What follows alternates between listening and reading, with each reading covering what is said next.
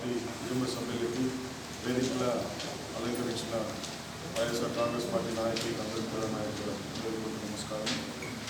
నిన్న MLA RD Srinivasan గారు జనసేన పార్టీలో చేరడం జరిగింది. ఏదో మోసం చేశారు అని చెప్తున్నారు. ఆయన హిస్టరీ చూస్తే కానివ్వండి 2004లో టీడీపీలో ఎమ్మెల్యే సీట్ కోసం ప్రయత్నించి అప్పుడు సీట్ ఇవ్వలేదంటే 2009లో ప్రజారాజ్యం పార్టీకి వెళ్ళారు. అదేవిధంగా 2009లో ఆయన ఓడిపోవడం జరిగింది. 2011లో మళ్ళీ టీడీపీలో చేరడం జరిగింది. జిల్లా అధ్యక్షుడిగా తిరిగారు.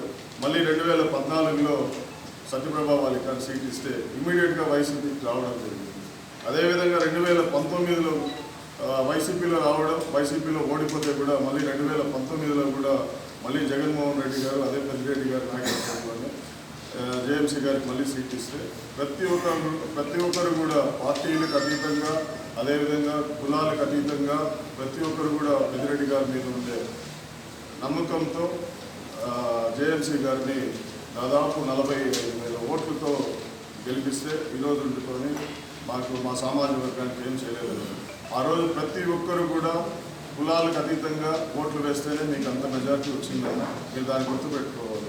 అదేవిధంగా ఇప్పుడు ఎప్పుడైతే 2024లో సీట్ లేదు అని చెప్పిన వెంటనే మళ్ళీ కూడా రాజ్యసభ అన్నారు.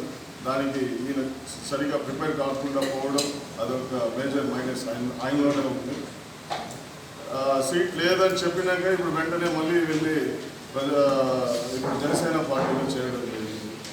ఇప్పుడు మీకు సీట్ రాలేదని చెప్పేసి మీరు జనసేనకి వెళ్ళిపోయినారు. అదేవిధంగా మీరు ఇచ్చిన ఎన్నో హామీలు కూడా ఉన్నది. ప్రజలకు కానివ్వండి, నాయకులకు కానివ్వండి, ఎవరు కానీ పార్టీ వదిలేసి ఎక్కడికి కానీ వెళ్ళలేదు. మీరు ఒకసారి దాన్ని గుర్తుపెట్టుకోవాలి. మీరు పార్టీలో ఉండి పార్టీకి మళ్ళీ కూడా ఎవరికైతే ఇప్పుడు క్యాండిడేట్గా ఇచ్చారో వాళ్ళు కష్టపడి మీరు గెలిపించుకున్న తర్వాత మీకు ఏదైనా అన్యాయం జరిగిందని అంటే అప్పుడు మీరు వెళ్ళింటారు.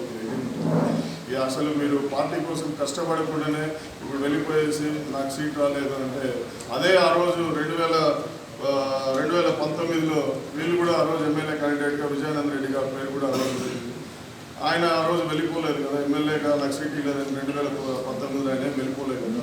ఆ రోజు మిమ్మల్ని గెలిపించేదానికి వాళ్ళు కూడా కష్టపడినారు. ఆ రోజు అందరూ కూడా కలిసికట్టుగా పనిచేశాం కాబట్టే కదా ఈరోజు మీకు ఇంత మెజార్టీ వచ్చిందని కూడా తెలియజేసుకుంటున్నారు. అదేవిధంగా ఇప్పుడు చేరిన వాళ్ళు కూడా ఏమంటే 2 కార్పొరేటర్లే చేరి ఉండేది. నిన్న మీరు 10 మంది అని చెప్పారు. అసలు మన నియోజకవర్గానికి సంబంధం లేని సర్పంచ్లు 2 చేరారు. వల్ల మనకి మన నియోజకవర్గం వల్లే కాదు, ఒకరు ఐరాల, ఒకరు వచ్చేసరికి కొల్లూరు, ఎస్ఆర్పురము, ఒకటి వచ్చి కూతలపట్టు కాన్స్టిట్యున్సీ. ఇక్కడ చేరి ఉండేది ఎవరు అంటే శ్రీకాంత్, 1వ డివిజన్ వ్యక్తి. ఆ రోజైతే శ్రీకాంత్ గారు ఎప్పుడైతే టీడీపీలో సీట్ అప్పుడు టీడీపీ